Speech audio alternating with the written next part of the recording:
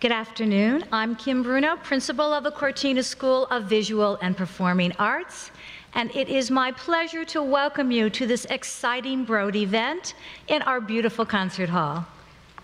I'm a recent transplant to Los Angeles from New York City, and I can tell you that what they say about LA is true.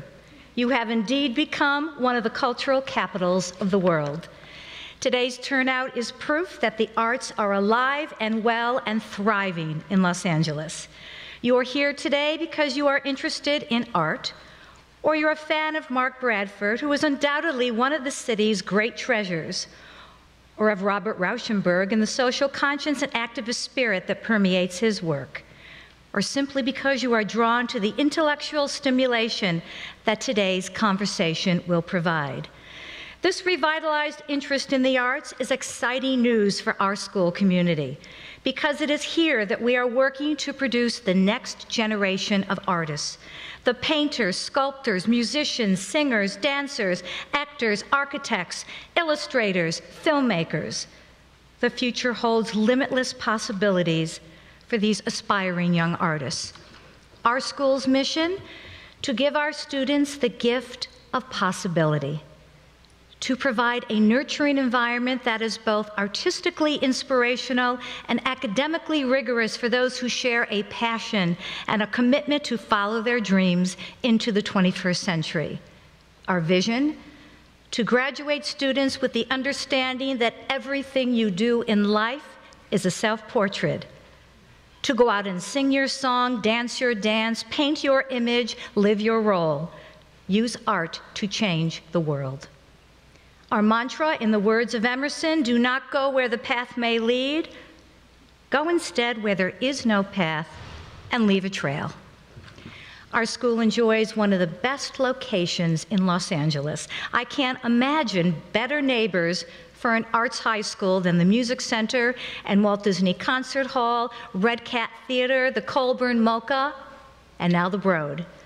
We are indeed blessed to be located on this exciting Grand Avenue, bursting with grand cultural institutions who value the importance of arts education and understand that it is critical not just for tomorrow's artists, but for tomorrow's audiences. And I'm delighted that arts education will be a #1 priority of the Broad Museum when it opens late next year. We are committed to work with all of our Grand Avenue partners and other cultural institutions across the city to give our students the very best arts education possible and expose them to some of today's greatest artists and performers. I know for many of you, this is probably your first visit to our school. We hope you'll return many times in the future to experience firsthand our students in action. And we vow to make this extraordinary school a flagship center for the arts so that we can share the talent and passion of our students with all of Los Angeles. Thank you for joining us today and for allowing me to share with you my excitement for the future of arts education in Los Angeles. It's now my pleasure to introduce Joanne Heiler, founding director of the Broad, who will tell you more about the museum and today's featured speakers. Thank you.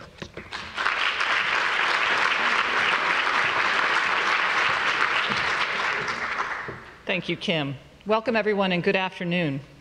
Robert Rauschenberg was a prolific American artist active from the early 50s until 2008, whose work took the everyday objects of the world, whether newspapers, house paint, found photographs, and any and all manner of thrift and discards, and elevated them to the world of art, transforming them into expressive vehicles just like oil paint, bronze, or clay.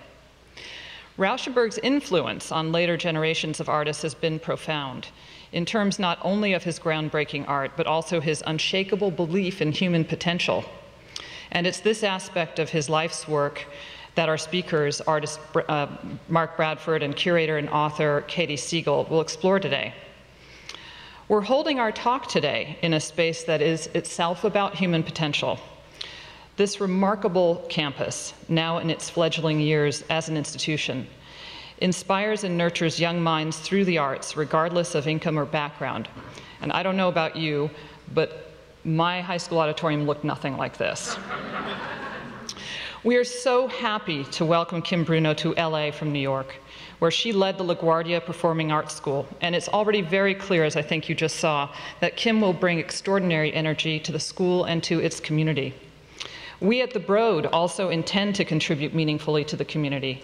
The Broad collections will be displayed free of general admission charge to its visitors within the first building in LA, just down the street from here, to be designed by the innovative architects Liz Diller, Scofidio, and Renfro. We will also, like today, reach out to our partner institutions to strengthen what we can collectively offer audiences here in downtown, activating partnerships and programming with our neighbors along the cultural corridor of Grand Avenue in our increasingly connected city. For 30 years, the Broad Collections have operated as a museum without walls, a lending library for contemporary art, making 8,000 loans to over 500 institutions internationally. So it comes naturally to us to start our programming before our physical doors have opened. In the year or so left before our building is complete, this series of talks, collectively titled The Unprivate Collection, will take place at various locations around the city, and we hope to see you at each of them. Until we go, as you might say, unprivate. We have 200 artists represented in our collections, such as Warhol, Lichtenstein, Cindy Sherman, and many, many more. But Rauschenberg became the focus of our first artist-centered talk because Los Angeles museums contain a remarkable repository of the most important works Rauschenberg ever produced, and we're not sure that enough Angelenos know this. MoCA, for example, has arguably the best representation found anywhere of Rauschenberg's most important period, the Combines, works that were innovative in part because of their combining of sculpture and painting. Those works came to MoCA's collection through a bold purchase made by the museum, led by Eli Broad in the 1980s. And you can see these and many other major works from MoCA's extraordinary permanent collection today in the museum's Grand Avenue galleries, and we hope you might be able to do so with today's conversation about his work fresh in your minds. In the Broad collections, a 1954 Rauschenberg painting, which happens to be on the screen now, is one of 14 works by the artist that we now own. For many years, it was the most important historic example of post-war art in the collection. Eli and Edie added this startling and sensual work over 3 decades ago. Even Rauschenberg's path to becoming an artist starts in this region. As a young man from Texas, Rauschenberg's service in the Navy led him to Southern California, where on a visit to the Huntington, he realized that he could and would pursue the life of an artist. The lessons of master artists like Rauschenberg, who engaged in issues of global concern, are more relevant than ever to today's community and today's artists. We asked one of the most prominent artists active in LA, Mark Bradford, to share insights into the lasting influence of Rauschenberg's work. Mark's artwork, which includes painting, collage, video, and site-specific interventions, takes cues from Rauschenberg's precedents, as do his extraordinary philanthropic and community initiatives and just his overall spirit of generosity. We're proud to know Mark, and we're longtime admirers of his work. Our collection has 8 major pieces of his, and most recently we added a truly epic group of 4 canvases that have been on display in London to great critical acclaim, which coincidentally, those canvases happen to be about the legacy of Cold War America, which we may be hearing a bit about in a moment here. Mark's partner in today's conversation is Katy Siegel, a professor and chief curator of the Huntington College Galleries in New York. A noted writer and increasingly influential curator of 20th and 21st century art. We're pleased that Katy is an essayist on Rauschenberg in the Broad Collection catalog forthcoming when we open our museum. She's also written about Mark and has intellectually adventuresome exhibitions in development that'll be presented not only in New York, but at the Rose Museum and Brandeis University and other locations. We're honored that our audience today includes members of the Broad Museum's Board of Directors, and, of course, the founders of the Broad Museum, longtime patrons of the arts, supporters of this arts high school, and my mentors and inspiration, Eli and Edie Broad. And finally, a couple of quick notes, details. This talk is being audio recorded. It'll be available on our website, thebroad.org, at a later date.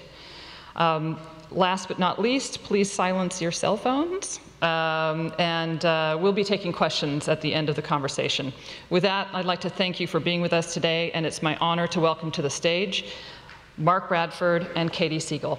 So, thanks to the Broad Foundation for having us, and thanks to all of you for coming.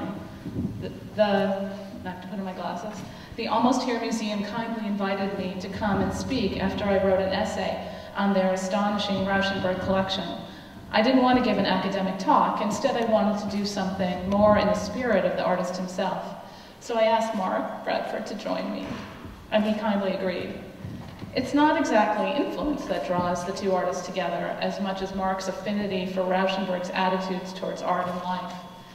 Rauschenberg's brilliance was deeply rooted in his sensitivity to the material world of everyday life, in the small Texas oil town where he grew up, in the dilapidated downtown New York where he spent the 50s and 60s, and the remote Florida island where he spent the latter part of his life.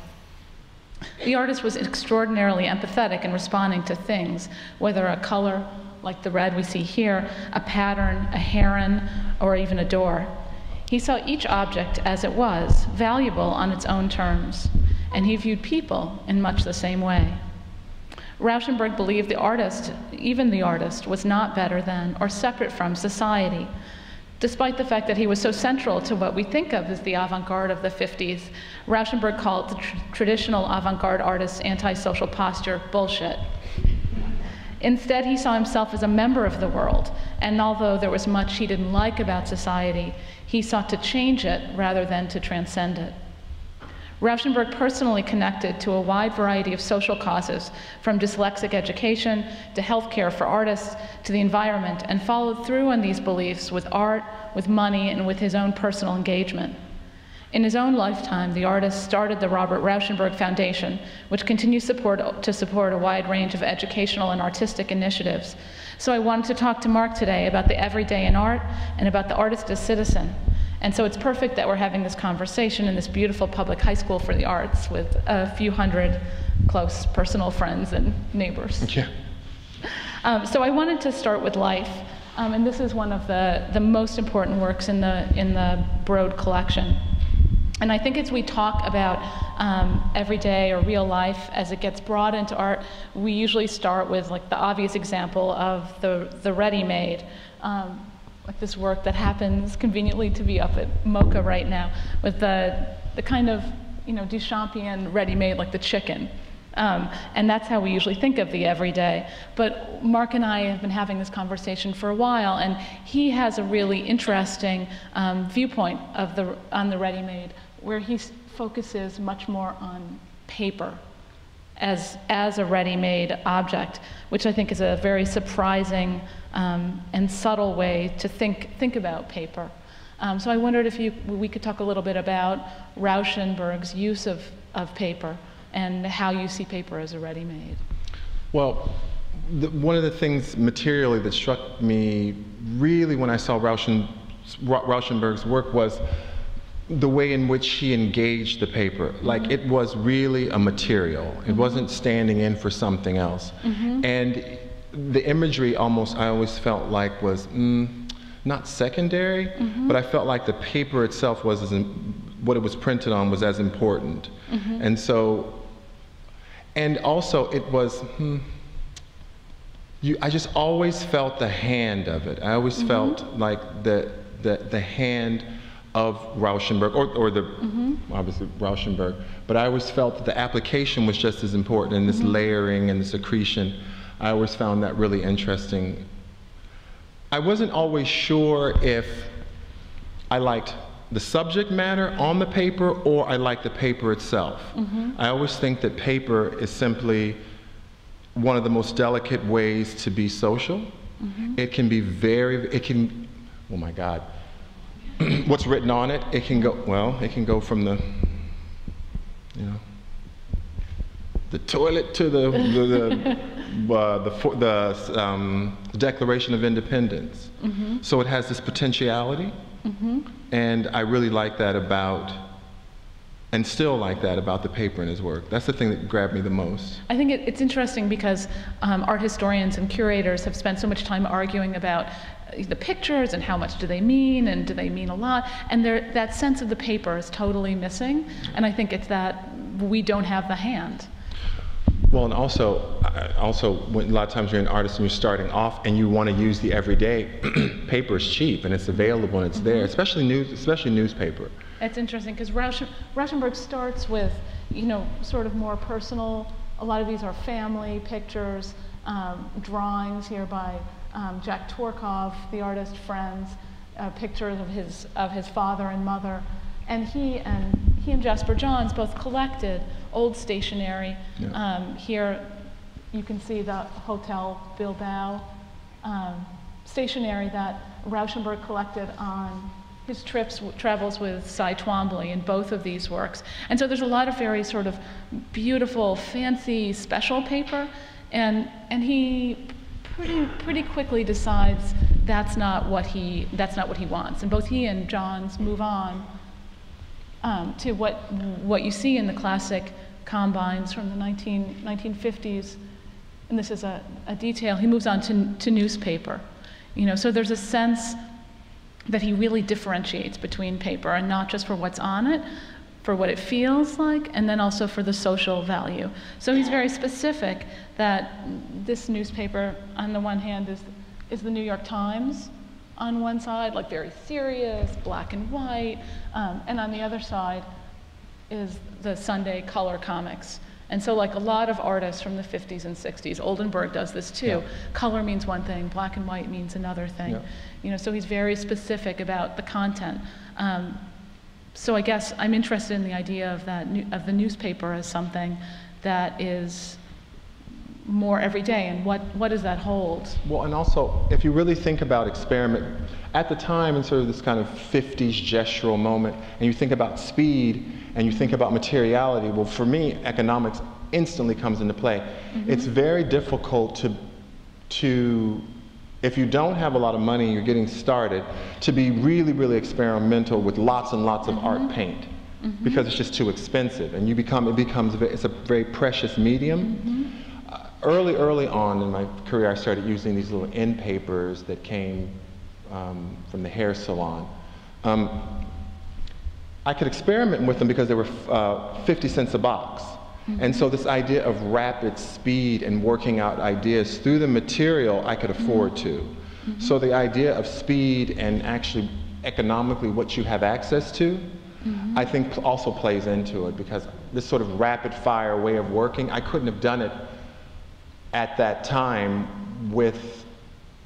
if those end papers, those tissue papers, instead of 50 cents a box, were $500 a box, I would probably done one painting in my whole career with end papers, just because I couldn't afford it. So a lot of, Rauschenberg used a lot of house paint, used a lot of newspaper. A lot of times you can use, or you'll gravitate, some artists will gravitate to materials that are easier to acquire, less difficult on your wallet, and you can experiment. You can kind of work your way with the sort of force through the material.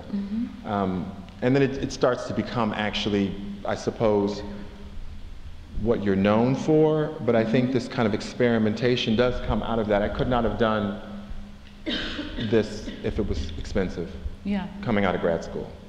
And I mean, you can see the speed and you can see the I burned through a lot of boxes of end papers, but I could.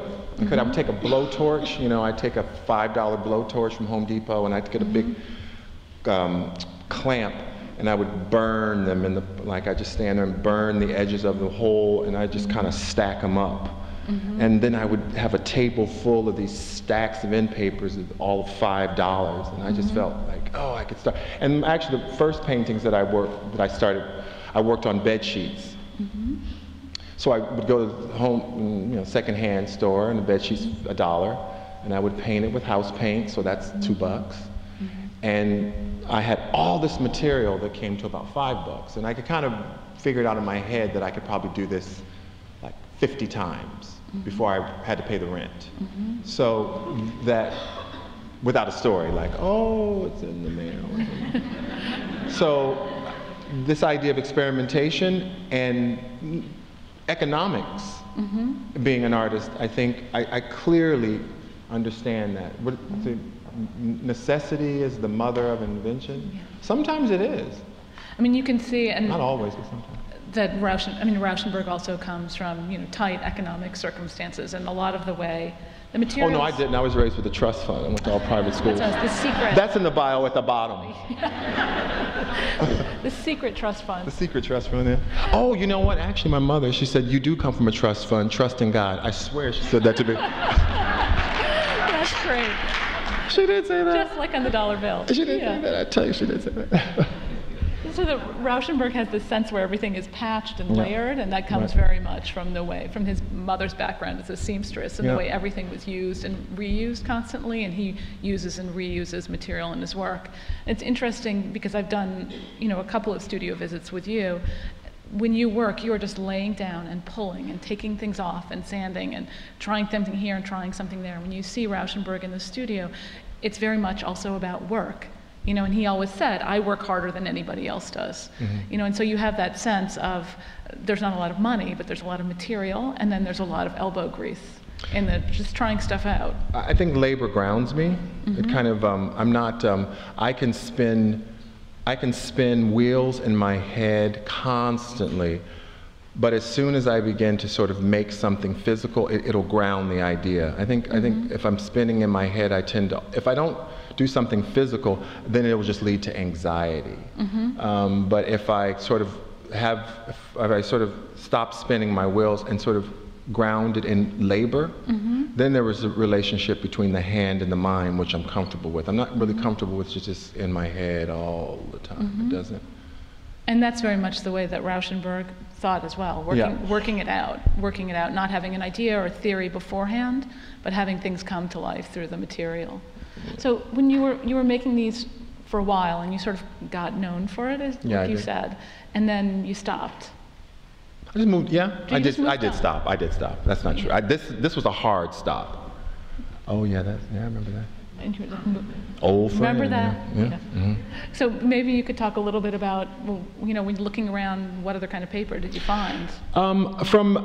Obviously I got known for the earlier part of the work, but also I think I dug myself into maybe a little bit of a corner, South Central hairdresser using end papers from the hair salon, and I thought, there's not enough movement for me, so that was a hard stop. But I was always attracted to paper because paper is a very unforgiving material. It doesn't care what's underneath. It only cares about the sort of surface. And I knew that I still wanted to use paper, so I kind of went outside of kind of quote unquote the hair salon and started looking in the streets for paper. But not to an art supply store? No. No. I think maybe I was cheap. I don't know. I don't know what it was. I just never. You know what it was. Yeah. For me, I always felt artsy when I was in an art supply. Like, oh, I'm gonna get a sketchbook, cause artists sketchbooks, and then I'm gonna get a portfolio, cause artists have portfolios, and I would buy all this stuff, and I felt like I was performing being an artist, but it kind of wasn't me. I didn't do anything in the sketchbook with kind of. But I felt artsy when I was doing it, kind of cool. Be like, yeah, And I said, Mark, just, I don't do a lot of sketching. I actually do more drawing now, but in the beginning, I would just go right to the zone, because I'm, oh man, to tell you, the worst thing to look at is a blank canvas. Yeah. Yes. It's and like, I think that's. It's like looking at a house you just bought with no furniture. You're like, oh my God, how am I going to pay for this? And that's what Rauschenberg says about the newspapers. He said, I always started with newspaper because I didn't want to start on a blank canvas. I didn't want to start on nothing. Yeah. So it was paper. I laid on the material. I would just lay on the material. I liked the material. I had to work for the imagery. I had to color separate it in water. Could you explain a little bit like how you did that? Because I've seen it, but it's a pretty great process. I had to drive around and look for the billboards, and it's like a tree, and the rings, if you cut a ring, you can see how long it's been in the streets if you cut it. So I'd wait like 12 months, so it would be 12 layers, and you kind of peel it down. I had this very performative thing where I'd wear the city worker outfit, and I'd be underpaid and overworked and grumpy, and I'd put out the cones so that people would leave me alone. And of course, people would totally leave you alone. And I would peel them off, you know. Yeah, I can't believe it, no overtime. It was okay. In certain areas, other areas you get busted.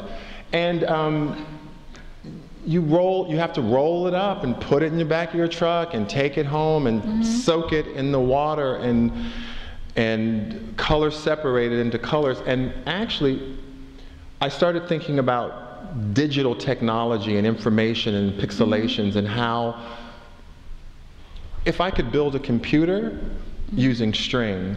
So the idea that if technology was perfect and I was using a hand which is theoretically not perfect, I wanted to find the failure in between or to try. And so that was actually an ad for Skechers. And I cut out the sneaker because I liked it. And I went on to do something else. But I had this really great trace that went 12 inches deep. Oh, Elsa remembers that. Because she's looked at it. I remember Elsa came to my studio and she saw it underneath something and she said, "What's that? That's great." So it left this trace, but I had 12 reference of this sort of, I had 12 layers that were white underneath the sneaker. And then I realized that they were these perfect shapes, and I wanted to do something with it. It reminded me of Goliath climbing the beanstalk. And at that time, I was really trying to grapple with how my process and how my work was going to fit, like how I was going to talk about it. Because I had left something that I could talk about. I could talk about the hair salon, I could talk about the end papers. I had kind of walked into this very unknown. They were big shoes, and I think I felt overwhelmed a little bit. But I was climbing, you know, I was trying to climb. And this intensive labor, everything cut by hand. The sanding comes from, you sand the surface and then bleach it. And there's 7, now I'm going to go hairdresser. So there's 7 stages to blonde hair. It starts from black and it goes 7 stages to blonde. It's the only thing I really knew. So I would mix the bleach and I would wait for it to go whichever, not black, because the paper was all black.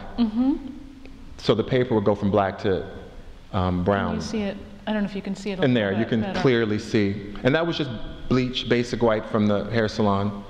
And before it turned white, I would rinse off the whole painting. And that would stop the bleaching. That would stop the process. Pixelations. It's funny because this painting is called Analog, and I'd never really thought of how much it was related to that old school. Computer. Yeah. Using my hand, I felt my hand was old school. I mean, I definitely felt the hand and the mind. There was a debate going on about which one had more value. And also the everyday and the art object, the high and the low. Had a lot of, I suppose, kind of conflicting things going on, but for me they didn't seem conflicting. But just there wasn't a context, you know, or a way to talk about that. Yeah, I was kind of building it. And this one's called Temporary? Yeah, those are all based on the markings of the underground system. You never see the blue marks? And potable water, pink means temporary. I just got fascinated by the color coding. And so these were sort of topographical maps using the color coding. And again, I started using twine, again, the snap line for building architecture. It's, again, I kept adding kind of Home Depot material more and more to my palette, but really very thoughtful, not like, oh, I'm just going to Home Depot, but when I needed to move my practice forward, I'd always hit the streets, or I'd wander Home Depot, or I don't know, watch like, wandering. I always wander and just look. I think that's something that's very true for Rauschenberg too, that he's very external, you know, that he's looking outwards all the time. He says, I look out, not in. Yeah, me too, kind of. I'm dead on the inside, Katy. I'm sure it's very exciting in there. I think when you see these But yes, I go out. I've always gone out. Out into the environment, out to people, to relationships to the environment, relationships to people, and to bring something back. It's almost like alchemy, to bring it back. It's funny because Mark and I do a lot of complaining about post-studio art, and how damaging it is. But both you and Rauschenberg have this interesting back and forth between being like real studio artists, like guys alone in the studio without 18 million assistants necessarily, and then but also having that outward focus. So back and forth between the street and the studio. Maybe I'm post-art store material person. Yes. I don't know, something like that. And for Rauschenberg, that newspaper and that ground, I mean, seeing like never starting from a white canvas was something about it always starting from the social.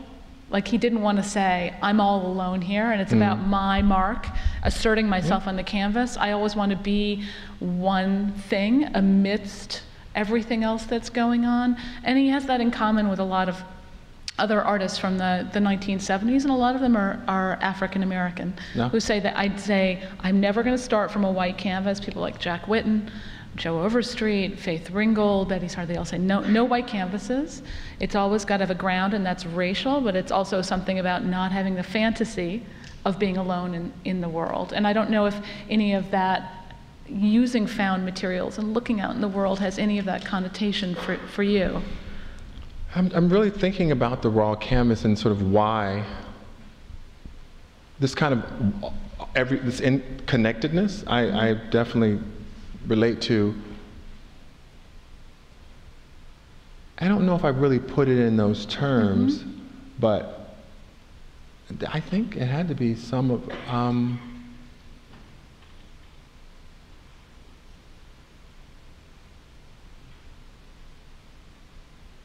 That's a good question.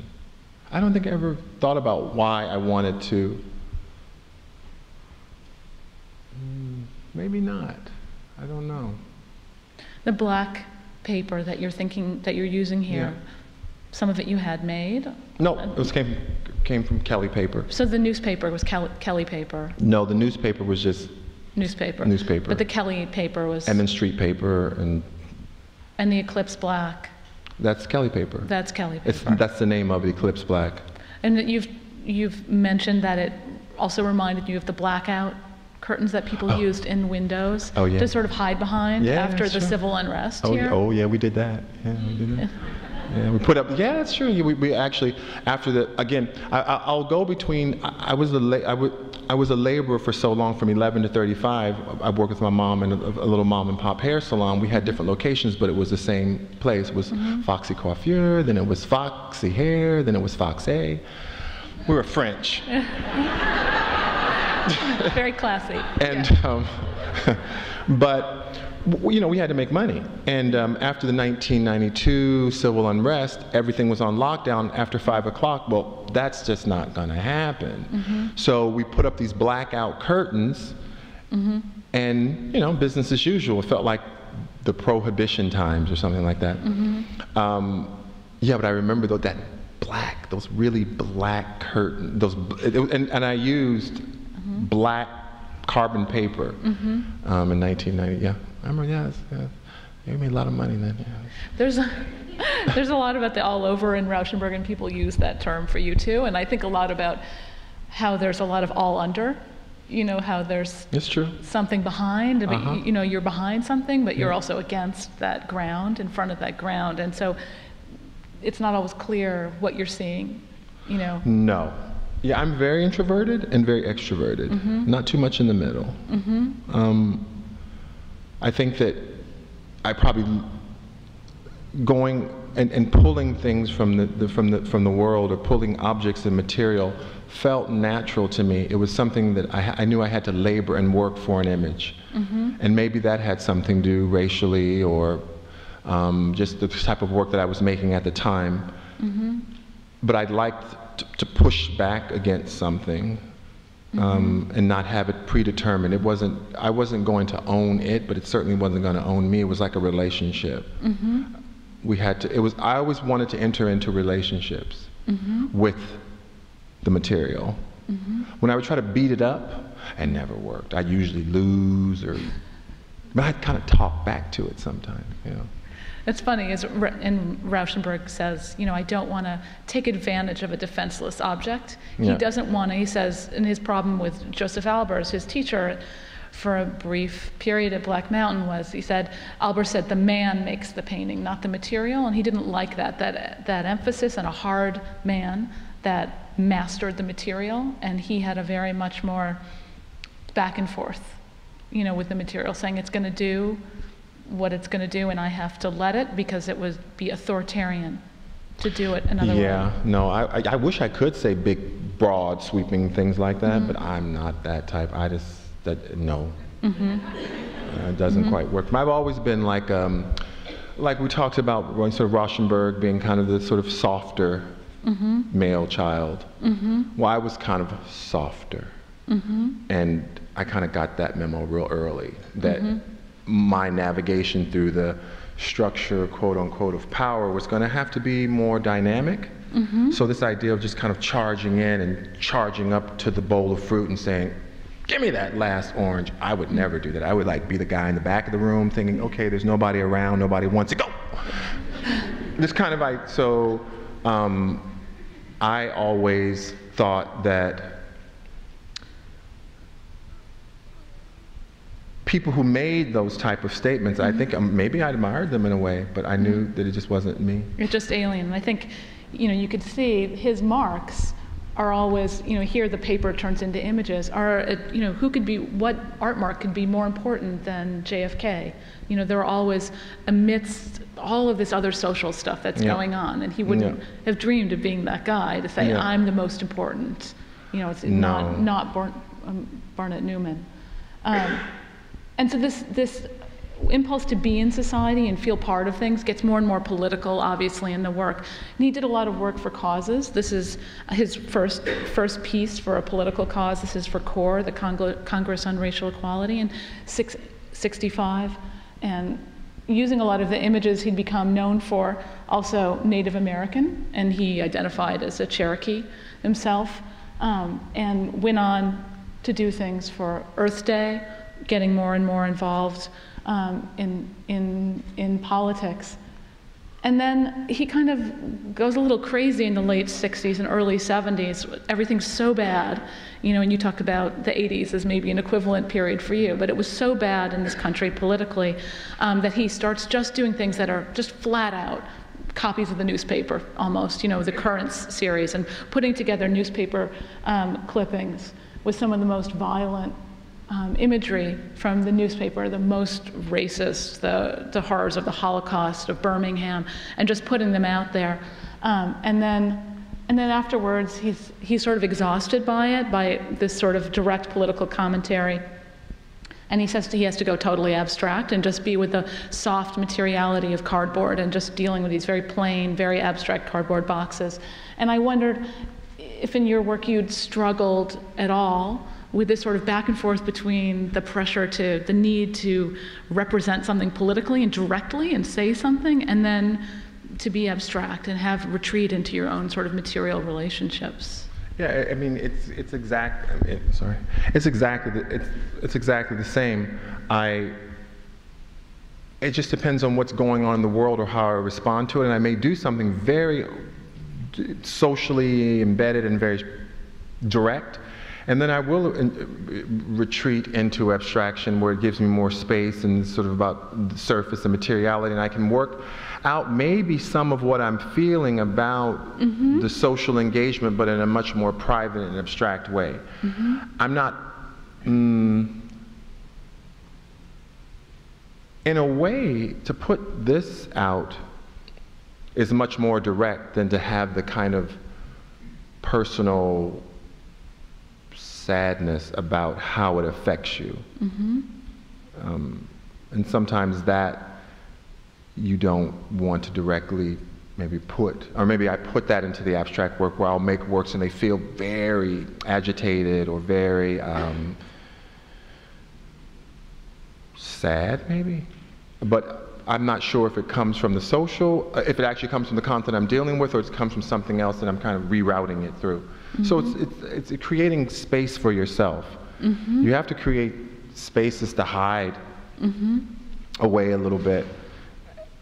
So I always go back to abstraction and go back to working with my hand and working it through me, like through, then direct. Even though that's troubling, I didn't really like, it's the only time I've ever put my body in relation to a merchant Yeah, it's poster. very striking. And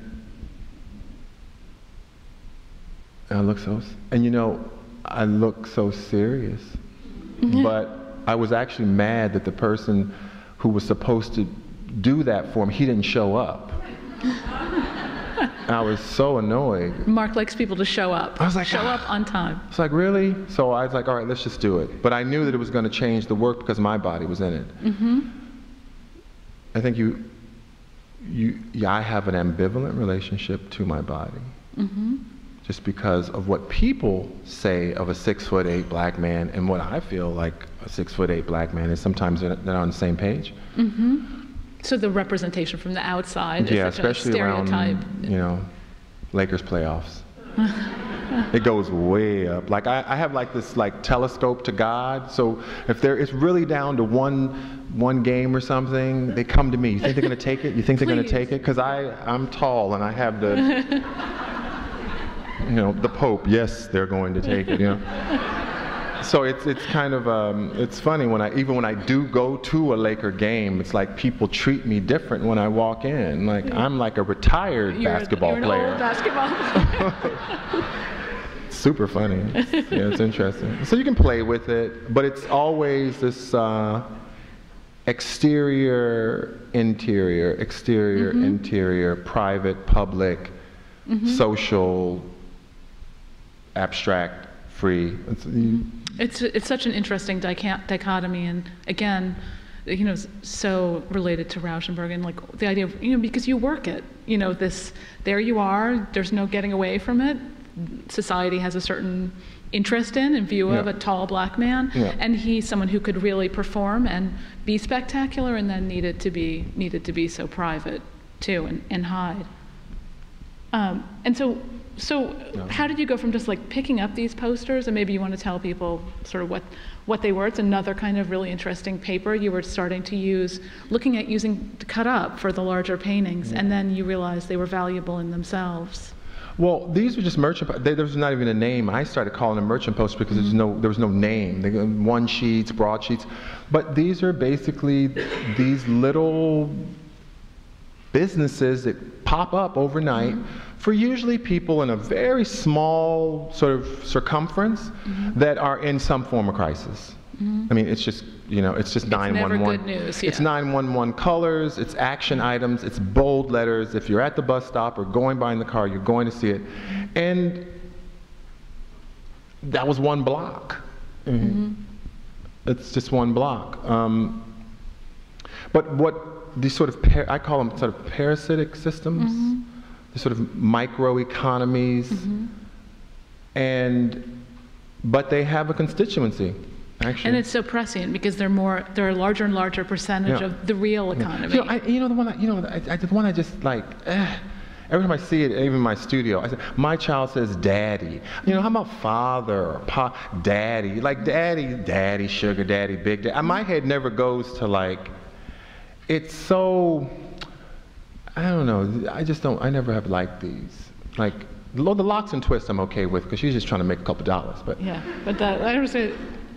So then how did you decide to start making, and this is the only one I think that you ever made yourself? I did. Versus the ones that... I just knew it wasn't right. Actually, the hand-drawn, too arty. No, that one actually, I just stopped in the middle of it and I said, no, I want to recreate it. It's either you get it from there and you deal with what it is, or you don't recreate it. So that, I just stopped. I kind of like it though. I mean, this is me obviously trying to abstract it, maybe find some new space in it. It's that medium that I think Rauschenberg had a hard time finding. I was fascinated by, I had never seen divorce and custody in Spanish before, so I said, ooh, that's new. I like, the only merchant posters that I pull are when there's a shift, when there's something I haven't seen. Then I'll pull it because I feel like it points to another interesting social thing that pops. Pops up. I saw a really interesting one the other day. I just can't remember.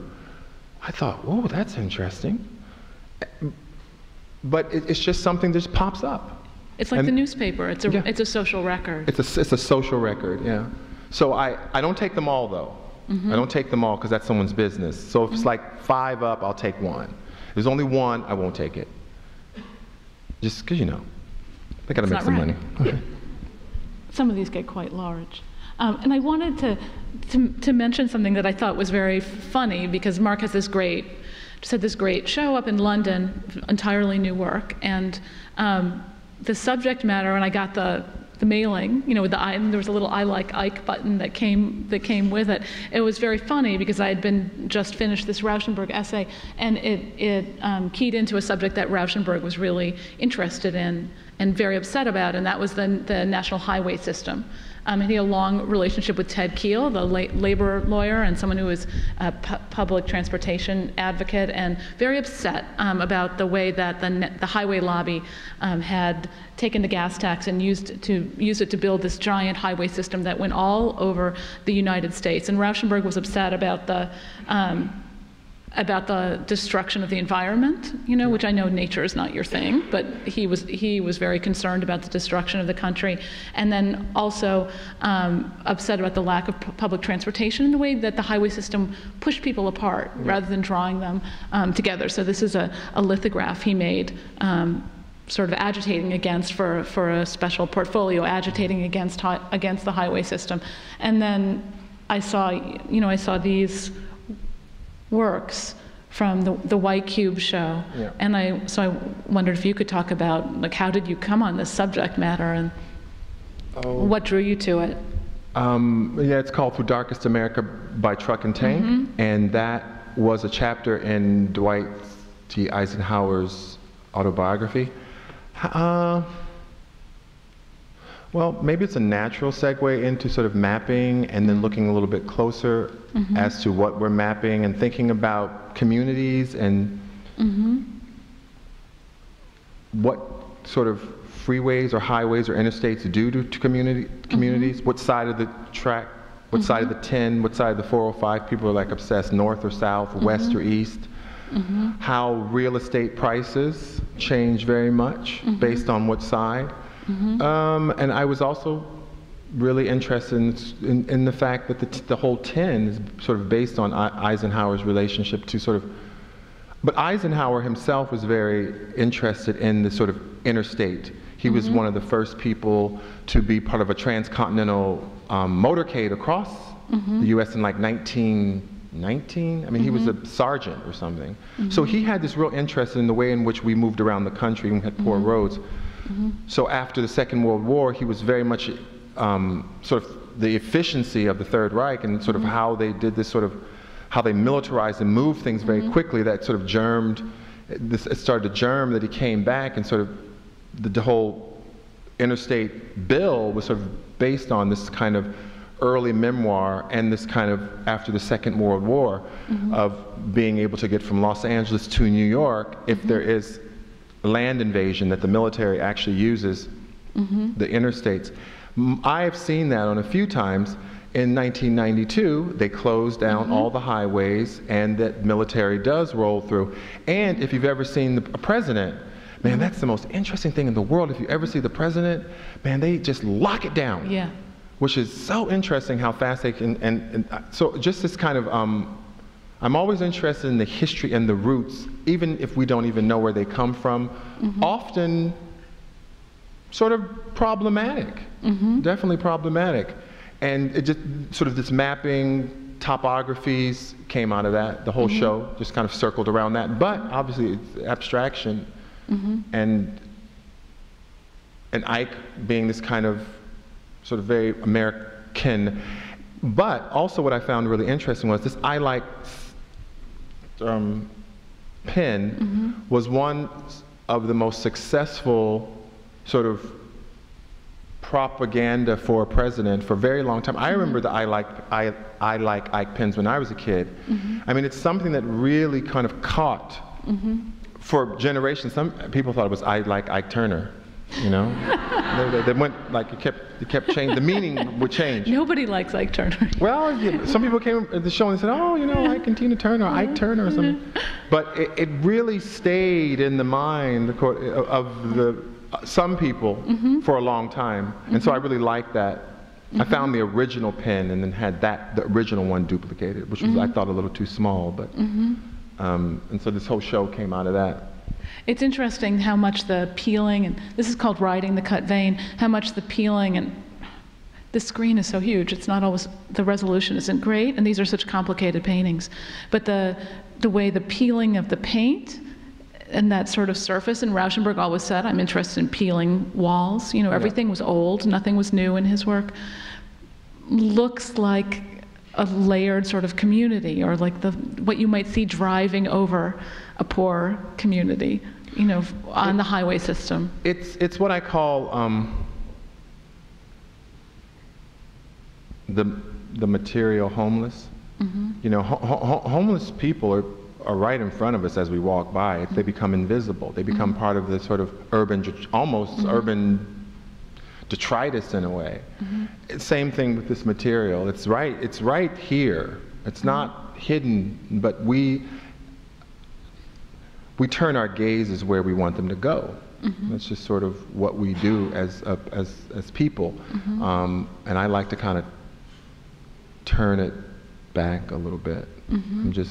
Or I like to look at it. It's most of what I use is right in front of us. Not just you, but you're the one who sees it. Yeah. I'm going to come back to this. You know, it's funny, I don't see the work that often, so it's like seeing an old friend, like at a club. Oh, hey, how are you? You look good. See, the club reference, always the club, right? Yeah, I did not know about all the excitement before I met you. Rauschenberg, I guess, by the 1980s, he got sort of frustrated with the work that was about politics or that was about the social. He wanted to put the two together. And so he started Rocky, the Rauschenberg Overseas Initiative, where he's going around the world, mostly to the third world, making work with local artisans and local artists, giving them his work, giving them money, and helping them make art. And he wants to do something more engaged and more public. And I guess you've thought about the public, but I think and how to do that. But I think this work, Mithra, is probably your best known big public project. So maybe you could talk a little bit about that and how is it a sculpture? Is it a social project? Like, you know, how do you bring the social together with an object? I think this is a sculpture. I think it's a sculpture that was for a biennial. I don't think it's a social practice. I don't think it's a social practice project. I did 2 projects in New Orleans. The first was I worked with a nonprofit organization called L9 for a year, and we raised quite a bit of money through an auction, and that, I don't even think that was social practice. That was actually after Hurricane Katrina, and I walked in, and they were the only nonprofit space in the lower 9th Ward. Everything was just decimated, and there was this one little shotgun, and they just believed, well, if we just put an arts organization here, the lower 9th Ward will come back. Well, I came down for a site visit as a biennial artist with a career, and I just thought that I wanted to partner. Well, they did not need the same things from me that I needed from them. I didn't know exactly what I needed from them, but I certainly knew that they did not need a catalog of my work. They needed money. So it became really about how to raise money in a short amount of time to get an economic sustainability for their practice. We became great friends. I think we strategically figured out when there was going to be a performance of Paul Chan's Waiting for Godot, which was amazing, but I knew that the art world would come down. We had a great auction, got friends to donate work, I donated work, and we raised almost $200,000 in 20 minutes. And we got the biennial curator, Dan Cameron, to come and be the auctioneer. It was great. It all happened really, really fast. We got the Waiting to Godot people to bring the tour buses around to stop in front of us. So it was very strategic, but we raised the money. And they were able to put their foundation back up. So that was really the first. And then I actually wasn't going to do this project, but I'd been spending so much time there that they started asking, oh, you should do it still. This would be really interesting. You said you wanted to do it, so why don't you do it? And I always was thinking about containers, human beings as containers, vessels as containers. Every person that I talked to had a story. They were like containers, and they just wanted to tell you what happened. So this idea of a container, Mithra, I wanted to push it back a little bit further than Noah's Ark, but a container of possibility of that things will regenerate. I just had to believe that. There's just no way I'm gonna. People would ask, is that before the flood or after the flood? Actually, that's on my parking lot in Leimert Park, which was so good because people would come by and they'd look over the fence and they'd ask, hey, you know, is the flood coming? Because, you're tall. You should because they would never. I mean, like in Leimert Park, this guy building an ark, the crazy artist guy, right? And I'd, oh yeah, you know. So it was really kind of interesting to see it go. And then it just broke down, and then we sent it there. So it's interesting that because again, something we talk about with, you know, art school and what's happening in the art world in general, like how much social practice there is that's not really great art, and it's maybe not really great social work either, you know, and so that these two parts of the project is a really fantastic sculpture and then a really serious social engagement. And now you're really amplifying that, you know. I suppose. Yeah.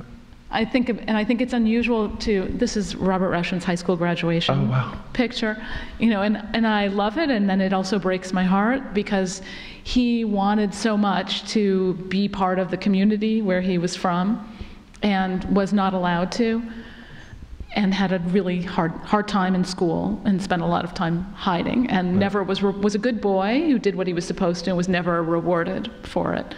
And then he went out in the world and he found people who would value his contribution, you know, and he got more and more ambitious about how much he wanted to give.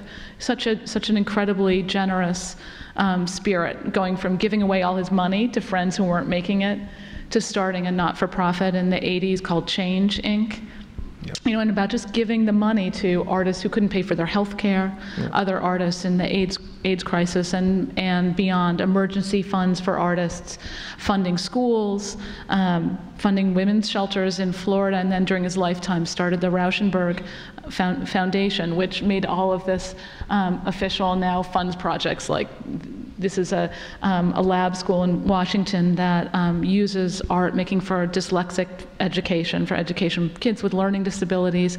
They fund the foundation, a lot of projects here in Los Angeles, HOLA that does education in inner city public schools. They fund the Mike Kelly mobile homestead in Detroit, and it's something that's a real expression of his spirit. So I guess I wanted to ask you to share a little bit the foundation that you're starting. It's funny because I was thinking, well, did I have, like, in high school, it was very much very much those experiences, and I kind of did when I got to Cal Arts, I did find a community that was much more welcoming, definitely, and finding a voice, and then having a sort of a professional career that allowed me to do more and to flex more and to get larger. And I suppose that the foundation probably is called Art and Practice. It comes from all of that. It's both. It's kind of what I love about the art world, the ideas and the possibility and the freedom, and I like all the liberals and the weirdos and all the people that make up what we do. But at the same time, I also don't like to, I'm okay with engaging with real world hard stuff too. And I grew up with both. And I found that I wanted to do a foundation that engaged in both. So Art and Practice obviously It's in Leimert Park, and it engages contemporary art, or the contemporary conversations that we have, and also we work with foster kids, mainly TAYs, with the transitional adult youth. They're transitioning outside of the foster kid, out of the foster care system, and it is really, you feel that you have half of the equation, and you have absolutely none of the other. I mean, the social service side is overworked, underpaid, and a lot of the stories are not pretty. They can be heroic, but I wouldn't say that they were pretty. I feel the art world has a lot more resources, a lot more beauty, and I think exposing them to each other, I wanted to do. My mother is a foster kid, and I don't know if that made a difference. I can't really say for sure, but I do know that oftentimes artists are thought of as outsiders, people that have to make it on their own until you become successful, and then they welcome you back in and say, oh, we always knew, we always knew. But when you're struggling out there without that success, trying to figure something out, and often I think that there's even there's an interesting or a different relationship between support and love. I think that a society or a family can love you, but not necessarily support you. And you can get thrown off a little bit, because sometimes what you want to do with your life, you don't get a lot of support. But that doesn't mean that you don't get love. And so foster kids, through no respect or no cause of their own, got dealt, I call it a postmodern card. That if you look at it, I would tell my mom that after I learned what postmodernism was when I went to Cal Arts. I said, oh Mom, you were just born postmodern. You don't have to unlearn traditional things. You're not hung up with your mother, you're not hung up with your father, you don't have to go to therapy, But there's still certain wounds that they don't. So I kind of grew up with that, and I think, I'm not sure, that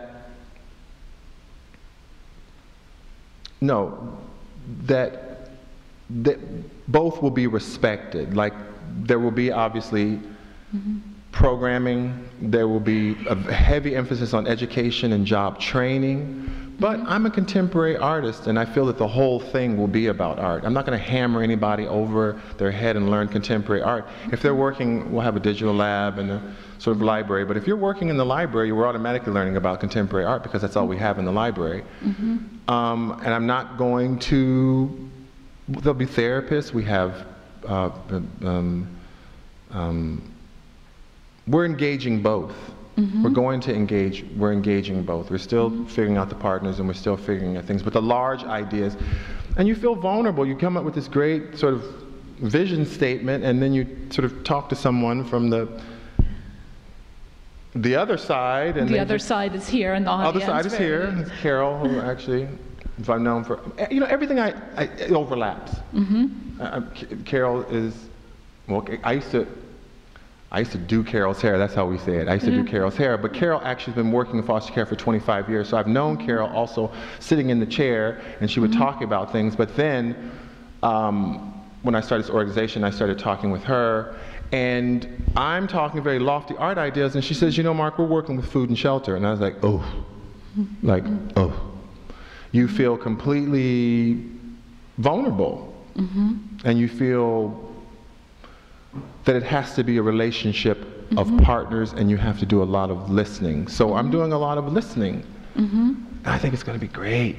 It is going to be great. Oh yeah, it's going to be great. It's going to be great because everybody is committed for the right reasons, and something interesting will come out of that. And I think it's a real collaboration. It's the two things together, hearing Mark talk about it, and it's going to be the best contemporary art, and also trying to revive Leimert Park as a historical neighborhood for Black artists. So not just about Mark, not about the kids who are in the program, but an entire fabric of a neighborhood that was disrupted. Leimert Park has this really interesting kind of contemporary history. Brockman Gallery, David Hammons was there. This really has a lot of history there, and a lot of the kids also live in that neighborhood. So visually, what I saw was, I saw a lot of young kids, and I began to wonder why I would see kids wandering around at certain times when they shouldn't be, or they should be in school, but the thing that really kind of like, yes, we're gonna do this, was we had the Trayvon Martin, we have to be so politically correct, Trayvon Martin political unrest. I like to say riot, it's much more, aggressive. Punchier, yeah. You know, and do you remember the footage? And it actually happened right in front of the studio, basically, but you saw these packs of kids, just packs and packs of kids just running, and really they weren't, much wasn't going on. And I really thought, these kids just need a place. Just a place that's in the neighborhood. And I remember thinking, yeah, I'm on the right track here. Or we're on the right track, because it's definitely not me. It's not, it's everybody that I'm working with. It takes a village. But I love when Mark first told me about the project, I love so much, and I was talking to him about Rauschenberg so much, this idea that there's society, and there's the art, and you can't get around society, that it's like a stuffed goat. You get around that goat. The goat is there, and it's not going anywhere. You got to work with it. Yeah. Yeah. So God bless Mark for working with the goat, and I wanted to thank him and open it up for questions if anyone has questions for the artist.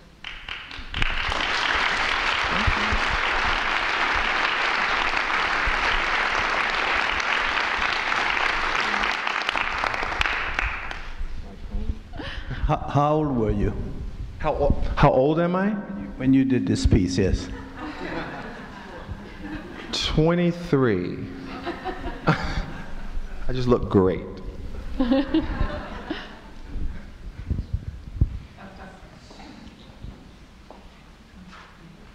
Steve?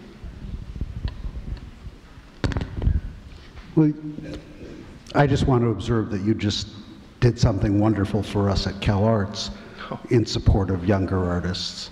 And that's also entirely in the spirit of Rauschenberg.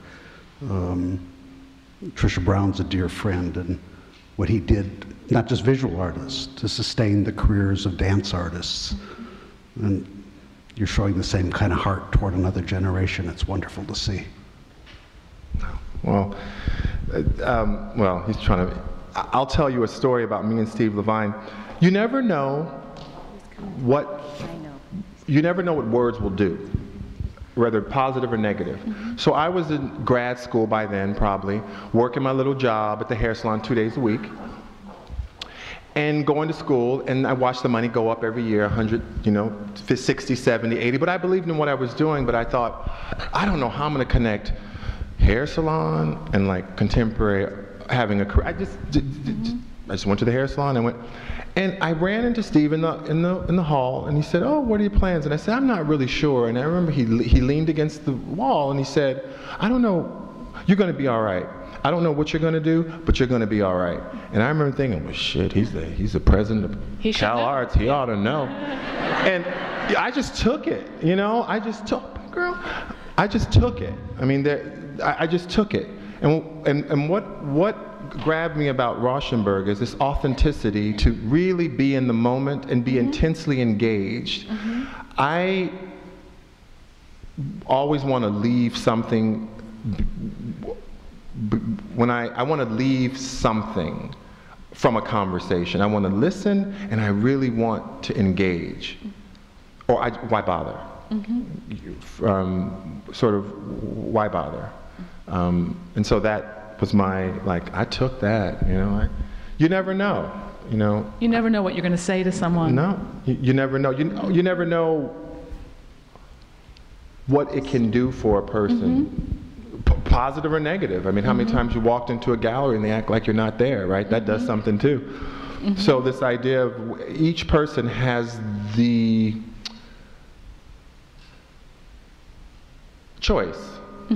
All the time, yes. Every day, yeah. Every day, all the time.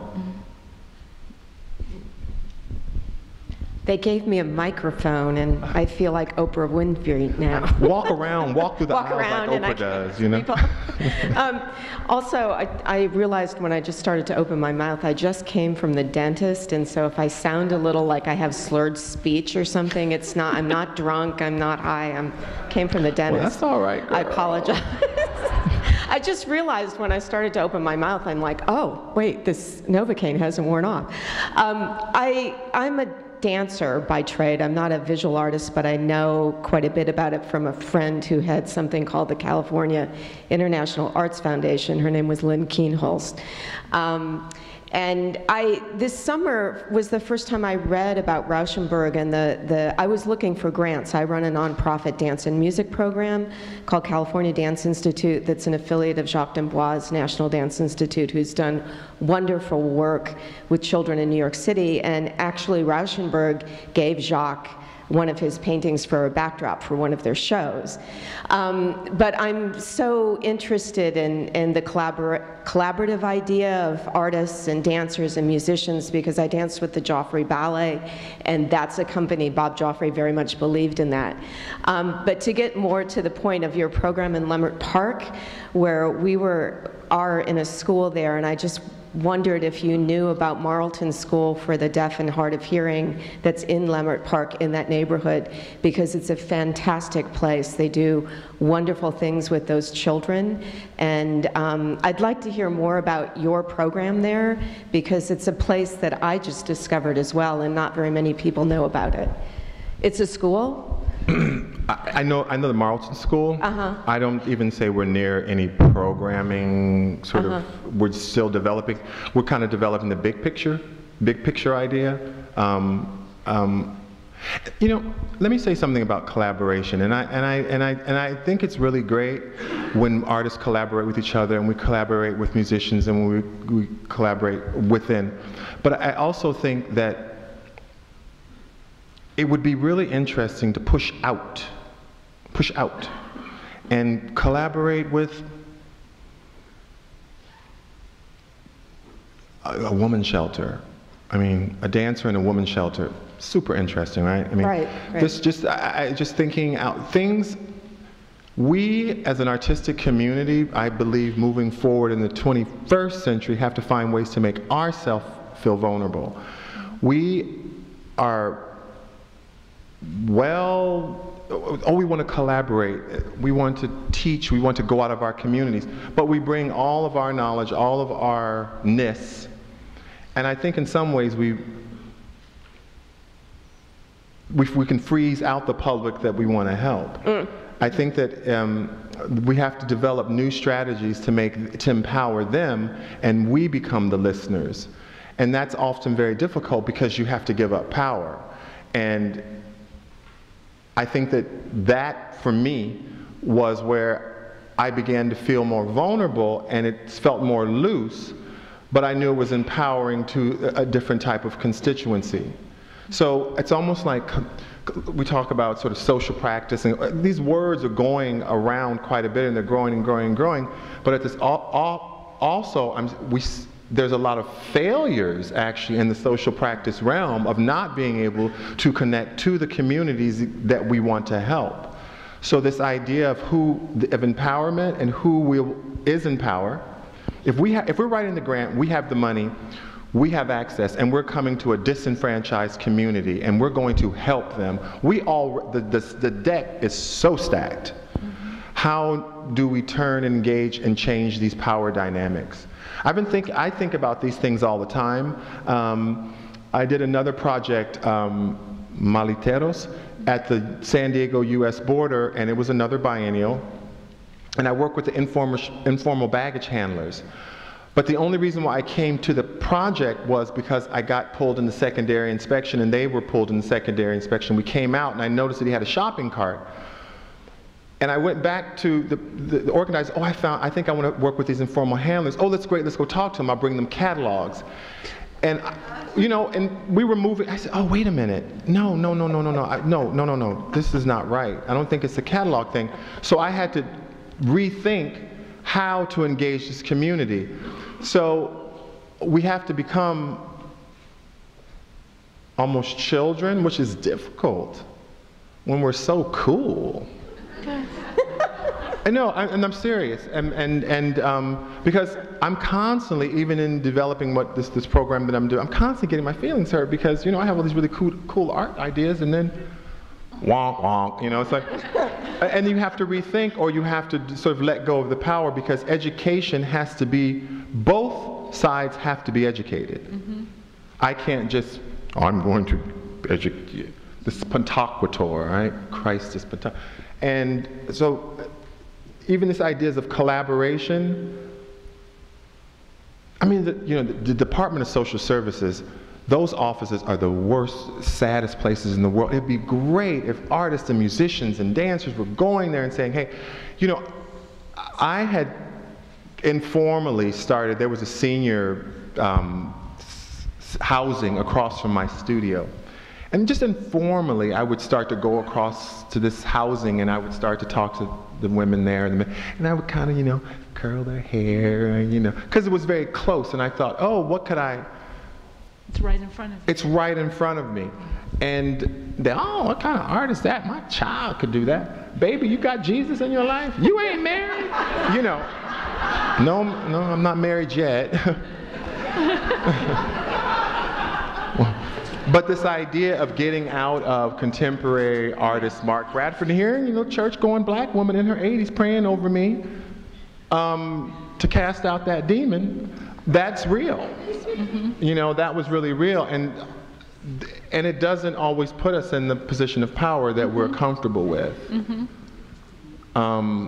And so I think that even when we talk about collaboration, what are we talking about collaboration within our own group? Mm-hmm. Are we talking about really kind of stepping out of those comfort zones and maybe doing things that where there's a little friction? Little friction. They may not like what you got to say, and they may not like your shoes. Mm-hmm. I mean, it's just. I mean, it's sort of like, oh, you know. Okay, no. Hey, Mark. Mark. Oh. Yes, we could do it at the exact same time and just really confuse them. I like your shoes, by the way. But I had a question about your creative process, past and present. And I loved everything you had to say about the thought process behind each of these pieces.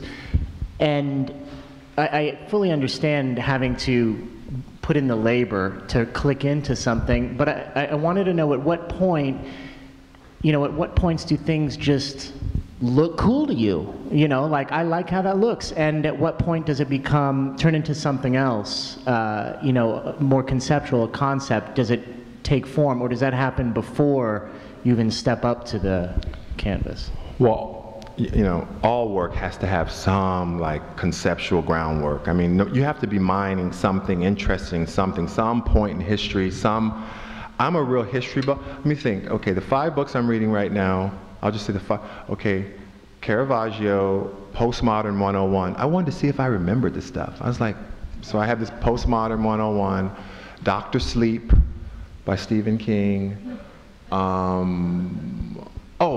Now Dig This about, and what's the 5th one? No, maybe it's only, and the Paul Schimmel catalog.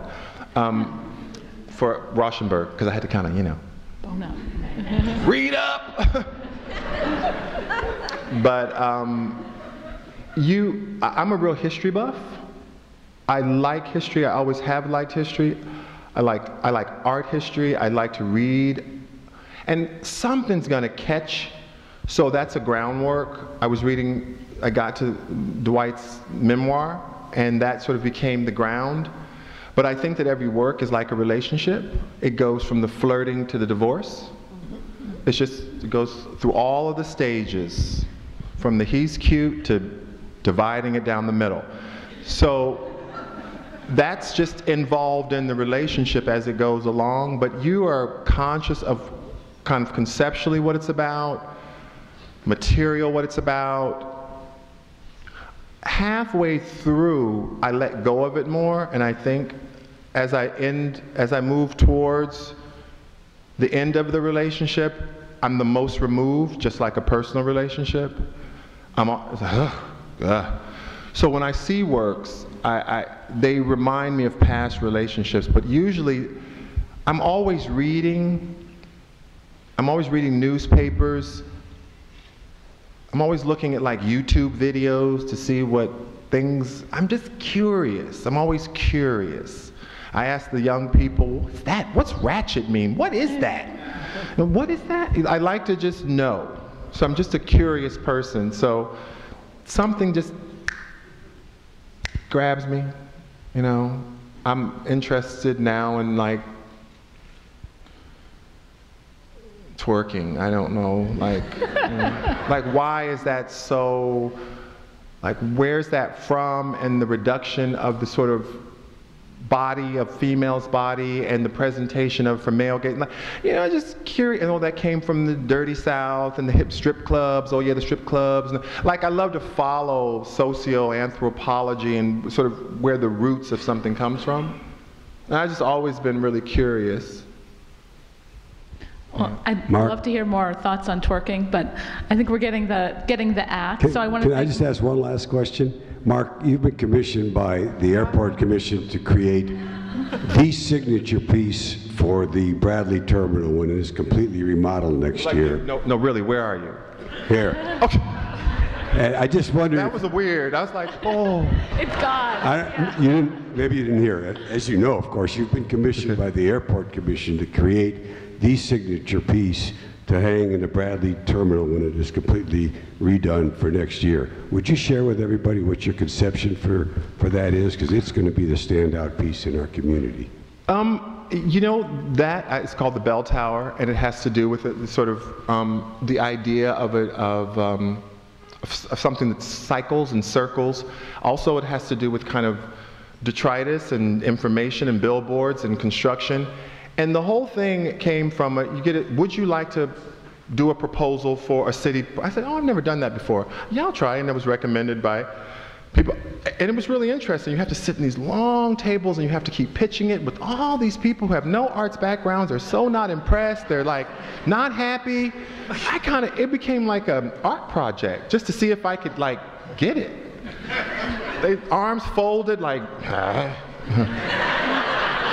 and I got it. But going through the process, I kind of don't mind defending myself sometimes. I like to defend myself sometimes. Like, I don't care. And it's like, well, I'll try.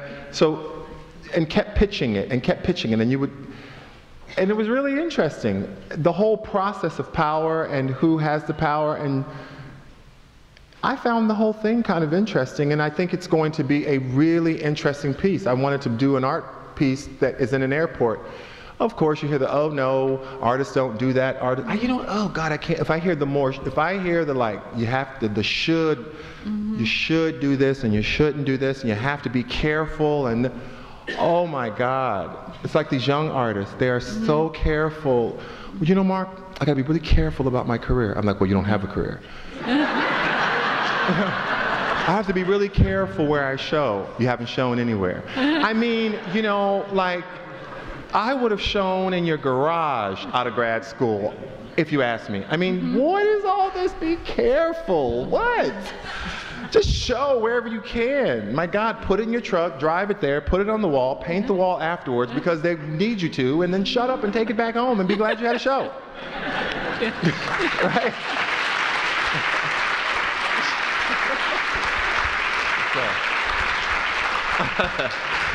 Well, I wanted to thank my dear friend Mark and my friend Katy for presenting these fantastic thoughts and observations today.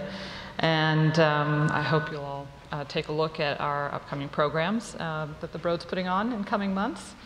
Thank you both so very much. Thank you, Katy. Thank you.